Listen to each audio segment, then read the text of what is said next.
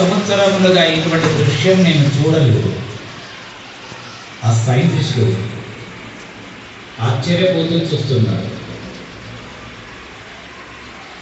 తల్లి ఆ లేడీ మళ్ళీ తన్నింది తంతూనే ఉన్నది. ఆ చిన్న లేడీ పిల్లకి అర్థం కాలేదు. పాపం అప్పుడే వచ్చింది అది ఈ లోకంలో. బాగా నొప్పి అవుతుంటే ఏమి చేయాలో తెలియక అది లేచి నిలబడింది.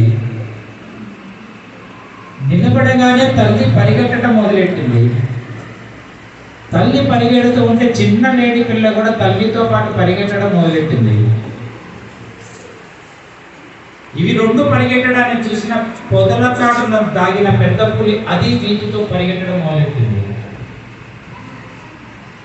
చిన్న లేడి పిల్లల్ని పట్టుకొని తిందామని పెద్ద పులి పరుగులు పెడుతుంది.